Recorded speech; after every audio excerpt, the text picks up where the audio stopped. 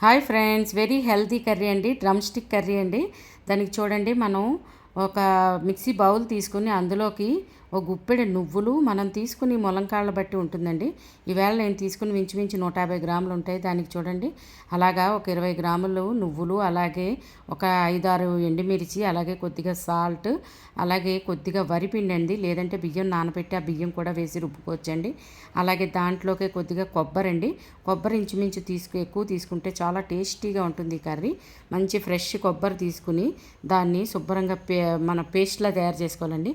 ఆ పేస్ట్లోకి ఇంచుమించు పేస్ట్ చేసిన తర్వాత ఇంచుమించు ఒక గ్లాస్ నీళ్లు పోసుకుని లైక్ జ్యూస్ లాగా చేసి ఉంచుకోవాలండి. నేను చూపించిన విధంగా అలా చేసుకుని ఉంచుకోవాలండి.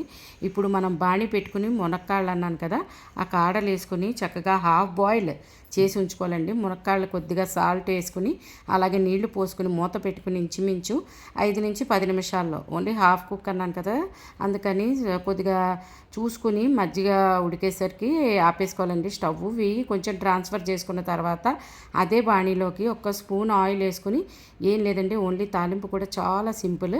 మినపప్పు, కరివేపాకు, ఎండుమిరపకాయ చూడండి, అవి కొద్దిగా కలర్ మారిన తర్వాత చెప్పాను కదా, అలా మార్చుకున్న తర్వాత మనం తాలింపు వేసుకుని ఇందాకలా చేసి పెట్టి ఉంచుకున్నాం కదండి రసం, ఆ రసాన్ని ఓన్లీ కొబ్బరి, నువ్వులు, ఎండుమిరపకాయ, కొద్దిగా బియ్యం పిండి వేసి ఆడుకున్న ఆ రసాన్ని కూడా ఇందులో వేసి, అయితే ఇది మెయిన్ ఏంటంటే వరిపిండి వేస్తాం కాబట్టి థిక్గా అయిపోతుందండి తొందరగా. అందుకని ఇంచుమించు ఇలా ఇవి పోసుకున్న తర్వాత కూడా ఇంకొక గ్లాసు నీళ్లు పోసుకొని మనం శుభ్రంగా పల్చగా చేసుకుంటే కనుక అది ఉడికేటప్పుడు ఆ వరిపిండి వల్ల కొంచెం దగ్గరగా అయిపోతుందండి. అదే కూర అయిపోవడానికి మనకి సింబల్ అండి. అలాగే దాంట్లో మనం ఇందాకలా ఇవి మధ్య మధ్యలో కొంచెం చూసుకుంటూ తిప్పుకోవాలండి, లేదంటే ఉండకట్టినలాగా ముద్దలాగా అయిపోతుంది.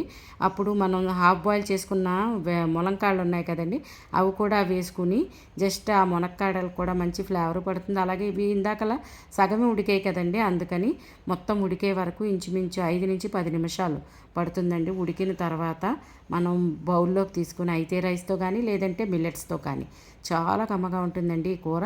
ఈవేళ చాలా బాగా కుదిరింది.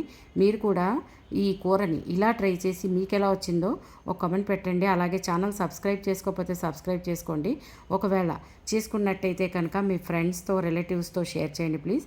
అయితే కొద్దిగా ఇంకా దగ్గర పడుతున్నప్పుడు చిన్న బెల్లం వేసుకోవాలండి. లేదు కదా, కొద్దిగా ఒక స్పూను పంచదార అయినా వేసుకుంటే, ఈవేళ నా దగ్గర బెల్లం లేదు అందుకనే కొద్దిగా పంచదార వేసాను. సో బెల్లం వేసుకుంటేనే కూర చాలా బాగుంటుంది, మన ఆరోగ్యానికి కూడా చాలా మంచిది కదండి. చూడండి, మనం వేసిన ఒక్క స్పూన్ ఆయిల్ అయినా, నువ్వులు అవి తీసుకున్నాం కదా, ఆ కొద్దిగా ఆయిల్ అలాగ కూర తేలుతుందండి. అప్పుడు కూర అయిపోయినట్టుగా మనకి సింబల్.